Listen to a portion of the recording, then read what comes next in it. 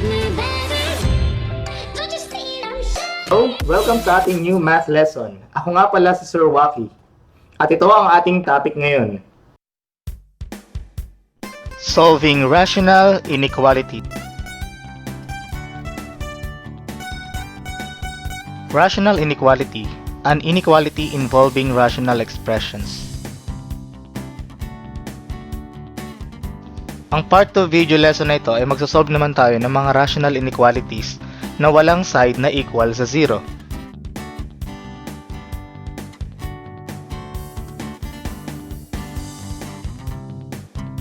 Example, solve the inequality. 2x over x plus 1 is greater than or equal to 1. Ang main objective natin sa pagsasolve ng rational inequality, yung isang side dapat ay equal sa 0 at yung isang side dapat ay single fraction. Now, to simplify 2x over x plus 1 greater than or equal to 1, transpose natin yung positive 1 dito sa may left side. So, 2x over x plus 1 minus 1 greater than or equal to 0. Itong right side natin ay equal sa 0. However, itong left side ay hindi pa single fraction. Now, isimplify pa natin itong 2x over x plus 1 minus 1. The numerator becomes 2x minus itong x plus 1, itong denominator ay imumultiply natin dito sa positive 1. So, x plus 1 times 1, this is quantity x plus 1. Ang denominator natin still is x plus 1, greater than or equal to 0.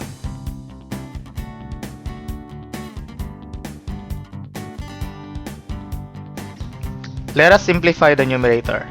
2x, i-distribute natin yung negative, so negative times x, negative x, negative times positive 1 is negative 1, all over x plus 1, greater than or equal to 0. Pwede pa natin kunin yung difference ng 2x minus x. That is x, so minus 1, all over x plus 1, greater than or equal to 0. Now, yung isang side ng inequality ay 0 at itong isang side ay single fraction. So, pwede na natin kunin yung mga values ng x sa numerator at sa denominator. Unahin muna natin yung sa numerator. Ang numerator natin ay x minus 1. Set natin yung x minus 1 sa 0. Pag lumipat yung negative 1 dito sa my right side, x equals positive 1. If x equals 1, sinubstitute natin dito sa numerator 1 minus 1 is 0. Magiging 0 ang numerator natin. Kapag 0 ang numerator natin, itong rational expression ay magiging 0. So the inequality becomes 0 greater than or equal to 0. Now, is 0 greater than or equal to 0? Yes, 0 is greater than or equal to 0. Dahil yun sa may symbol na or equal. So it means that x equals 1 is part of the solution set. Ngayon, kunin naman natin yung value ng x dito sa denominator na kung saan magsi-0 ang denominator natin. Ang denominator natin ay x plus 1, so iset natin ang x plus 1 sa 0. Lilipat yung positive 1, so x equals negative 1.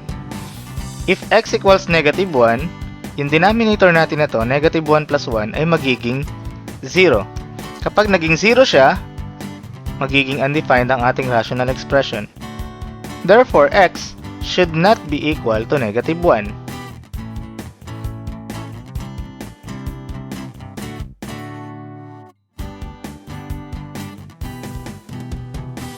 X equals 1 is part of the solution set, while x equals negative 1 is not part of the solution set.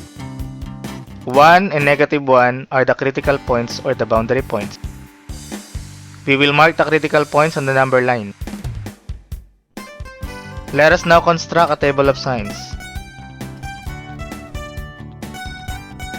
Sa horizontal number line, negative 1 is less than 1. Nasa kaliwa ang negative 1 ng positive 1.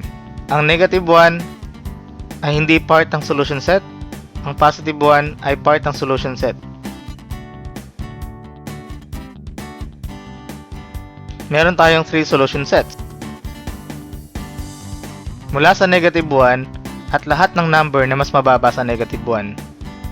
Hindi kasama ang negative 1. And then we have negative 1 to positive 1. Hindi kasama ang negative 1, kasama ang positive 1 sa solution set. And last, mula sa 1 at lahat ng numbers na greater than 1, kasama ang positive 1. Now let us write the solution sets in interval notation form. From negative infinity to negative 1. Hindi kasama ang negative 1, kaya parenthesis. From negative 1 to positive 1. Hindi kasama ang negative 1, pero kasama ang positive 1 sa solution set. And from positive 1 to positive infinity. Kasama ang positive 1 sa solution set.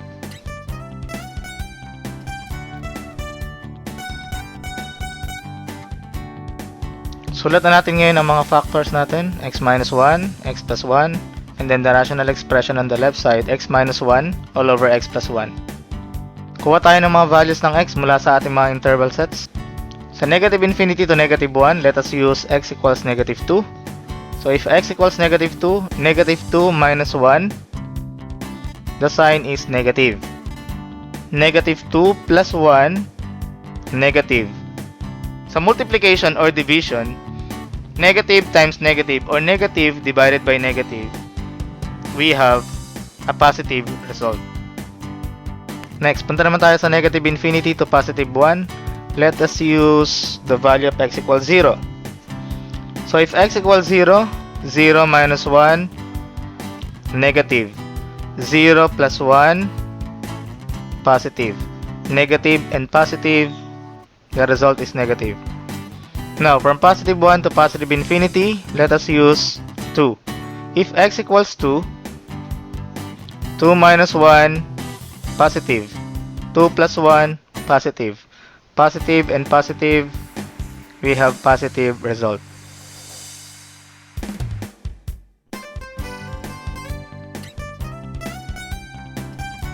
Balik tayo sa may simplified rational inequality. Ang ginamit na symbol ay greater than or equal. Remember that all positive numbers are greater than 0. Lahat ng nag-result ng positive ang i-consider natin na solution sets.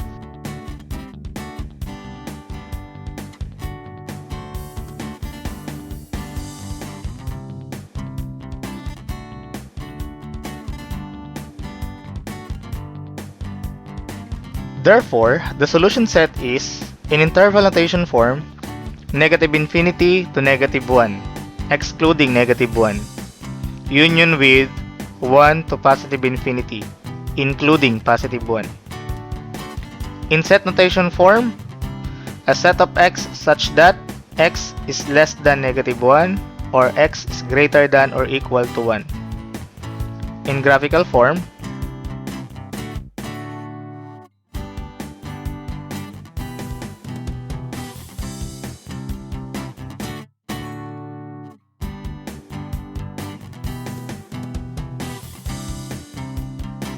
next example, solve the inequality 3 over x minus 2 less than 1 over x. Again, ang main objective natin ay dapat mag-0 ang right side at ang left side ay single fraction. I-simplify natin itong 3 over x minus 2 less than 1 over x. So, transpose natin ang 1 over x sa left side. We have 3 over x minus 2 minus 1 over x less than 0.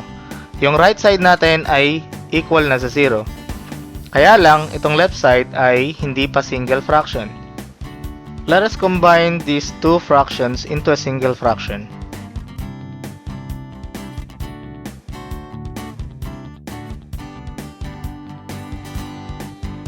Kunin natin yung LCD. The LCD is x times x minus 2. X times x minus 2 divided by x minus 2. Cancel ang x minus 2. Matitira yung x. I-multiply natin sa numerator. 3 times x. We have 3x. Minus x times x minus 2 divided by x, this time cancel ang x. Matitira ang x minus 2 times 1, quantity x minus 2, less than 0. Simplify natin ang numerator. We have 3x, then we distribute this negative. Negative times x, negative x, negative times negative 2, positive 2, all over the denominator x times x minus 2, less than 0. Kunin natin yung difference ng 3x minus x. That is 2x plus 2 all over x times x minus 2 less than 0. Ang right side ay 0, ang left side ay single fraction. Proceed na tayo ngayon sa pagkuha ng mga values ng x sa numerator at denominator na magsi-0 ang numerator at denominator. Kunin muna natin yung value ng x sa numerator na magsi-0 ang numerator.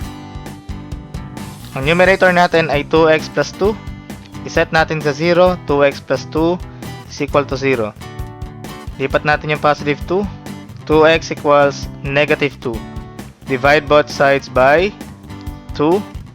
Cancel yung 2 natin. X equals negative 2 divided by 2 is negative 1.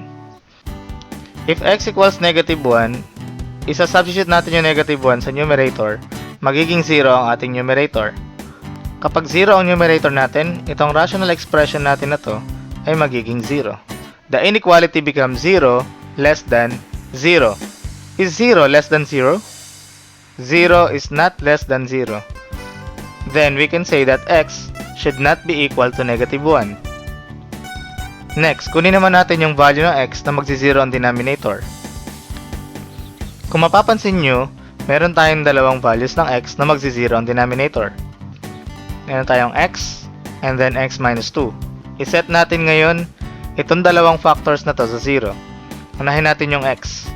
X equals 0. Then we have x minus 2 equals 0. Pag lumipat ang negative 2 sa right side, x equals positive 2. If x equals 0 or positive 2, magiging 0 ang denominator natin. Kapag 0 ang denominator natin, magiging undefined itong rational expression. So x should not be equal to 0 and x should not be equal to positive 2. X equals negative 1 is not part of the solution set. X equals 0 is not part of the solution set. X equals 2 is not part of the solution set.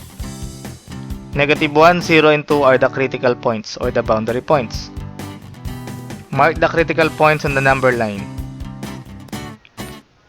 Sa horizontal number line, ang pinakamaliit ay negative 1, followed by 0, and then positive 2. Negative 1 is not part of the solution set, kaya magdodrawing tayo ng circle na may butas. 0 is not part of the solution set, so circle na may butas din. And positive 2 is not part of the solution set, so lahat sila ay hindi part ng solution set. So nahati ang ating solution set sa 4. Meron tayong negative 1 at lahat ng number na less than negative 1. Hindi kasama ang negative 1. And then, meron tayong negative 1 to 0. Excluded ang negative 1, excluded ang 0. Then, we have 0 to positive 2. Hindi kasama ang 0, hindi kasama ang positive 2. And last, we have positive 2 at lahat ng numbers na greater than positive 2. Isulat na natin ang mga solution sets in interval notation form. First, we have negative infinity to negative 1, negative 1, hindi kasama. From negative 1 to 0, negative 1, hindi kasama. 0, hindi kasama. From 0 to positive 2, 0, hindi kasama. 2, hindi kasama. And last, from 2 to positive infinity, hindi kasama ang positive 2.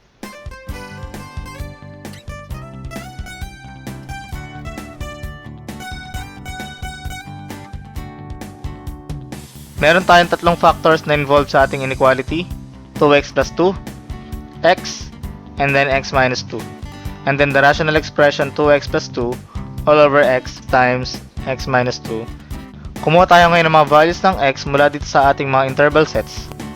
Mag-start tayo sa negative infinity to negative 1. Let us try to use x equals negative 2. If x equals negative 2, 2 times negative 2 is negative 4 plus 2, the sign is negative. Negative 2, substitute natin dito. Of course, the sign is negative. Then, negative 2 minus 2, the sign is negative. Negative, negative, and negative. The result is negative. Now, from negative 1 to 0, let's use x equals negative 0.5. If x equals negative 0.5, 2 times negative 0.5 or negative 1/2 plus 2, the sign is positive. Negative 0.5, substitute natin sa x. Of course, the sign is negative. Negative 0.5 minus 2, negative. Positive, negative, negative, the sign is positive. Next, from 0 to positive 2, x equals 1 ang gamitin natin. If x equals 1, 2 times 1 plus 2, the sign is positive. So, 1. If x equals 1, positive 1. Substitute natin sa x, the sign is positive. Then 1 minus 2, the sign is negative. Positive, positive, negative, the result is negative. Now from 2 to positive infinity, let's use 3. If x equals 3, 2 times 3 plus 2, the sign is positive. Then substitute natin itong positive 3 dito sa x, the sign is also positive. And then 3 minus 2, the sign is positive. Tatlong positive, the result is positive. Balik tayo sa ating simplified rational inequality. Ang ginamit na inequality symbol ay less than. Remember that all negative numbers are less than 0. Kunin natin lahat ng nag-result ng negative. Yun ang i-consider nating solution set.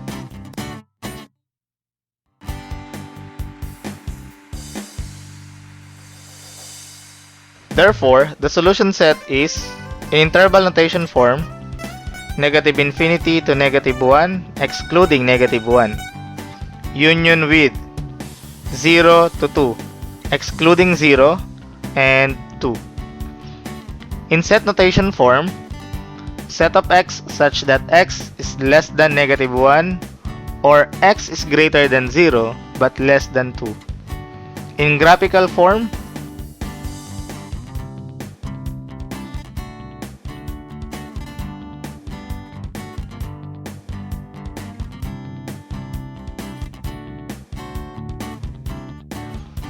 last example, solve the inequality x plus 1 all over x plus 3 less than or equal to positive 2. Ang main objective natin sa pagsasolve ng rational inequality ay dapat maging 0 ang right side at single fraction ang left side. Now let us simplify the given rational inequality. First, transpose natin itong positive 2 sa kaliwa. We have now x plus 1 all over x plus 3 minus 2 less than or equal to 0. Ang right side natin ay nag-equal na sa 0. Ang left side na lang ang ayusin natin para maging single fraction. So the numerator becomes x plus 1 minus itong denominator natin na x plus 3 ay kailangan nating i-multiply sa positive 2. So 2 multiplied by the quantity x plus 3. Ang denominator natin ay yung x plus 3. Less than or equal to 0.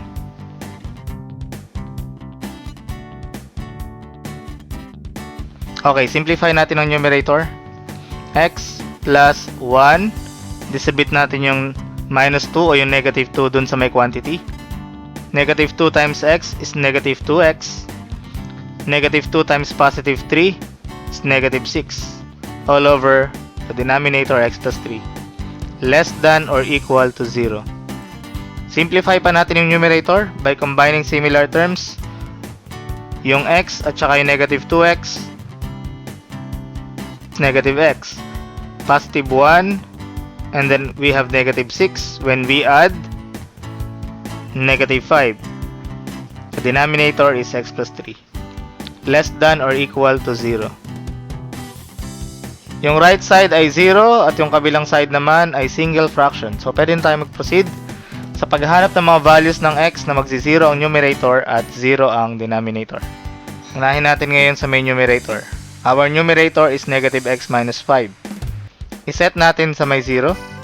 Ang ilipat na lang natin itong negative x para maging positive. So, negative 5 equals positive x. By symmetric property, x equals negative 5. If x equals negative 5, the numerator becomes 0.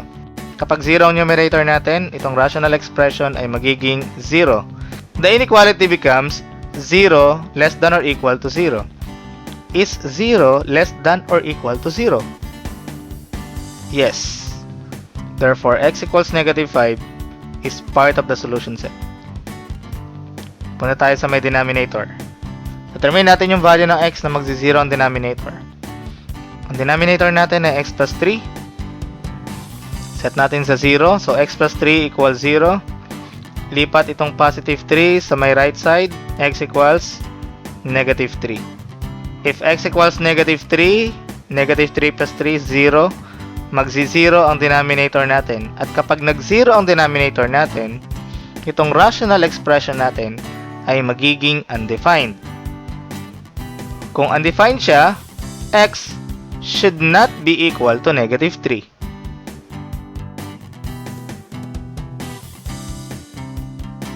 X equals negative 5 is part of the solution set, while x equals negative 3 is not part of the solution set. Negative 5 and negative 3 are the critical points.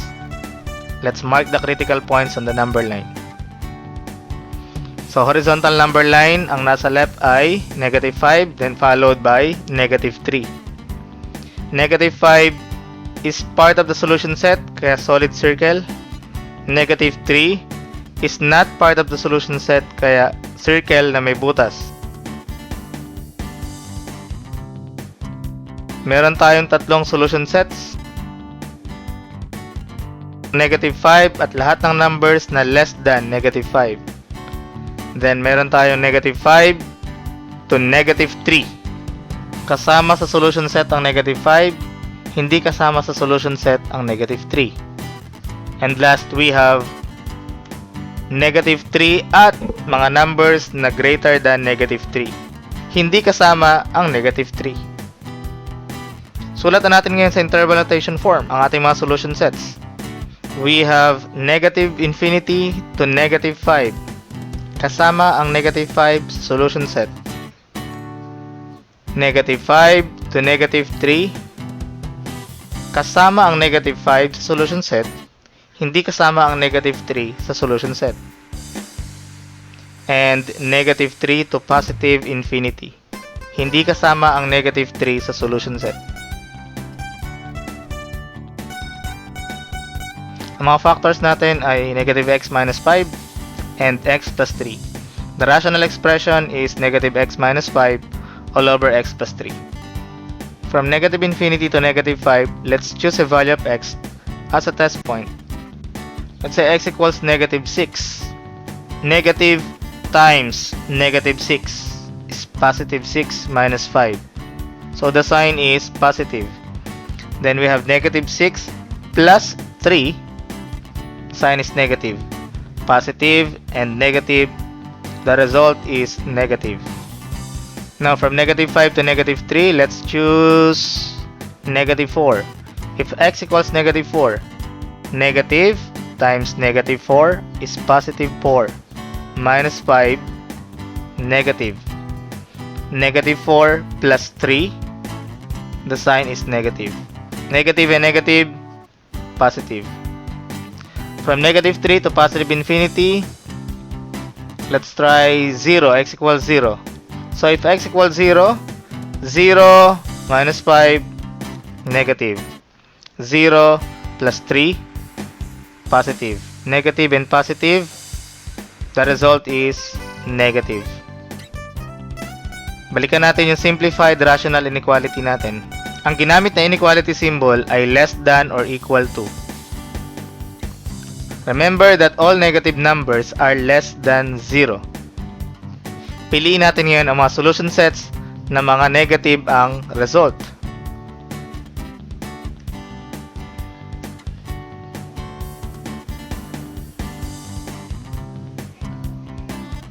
Therefore, the solution set is in interval notation form, negative infinity to negative 5, including negative 5, union with negative 3 to positive infinity, excluding negative 3. In set notation form, set of x such that x is less than or equal to negative 5, or x is greater than negative 3. In graphical form,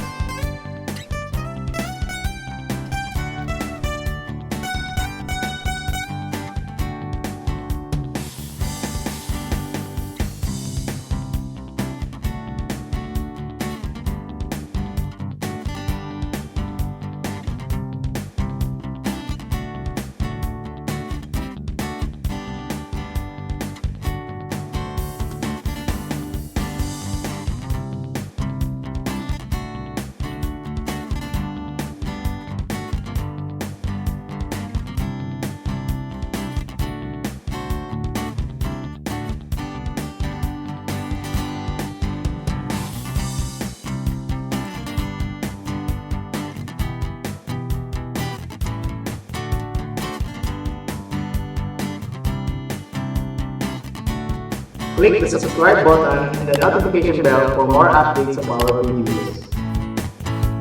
Math is so easy.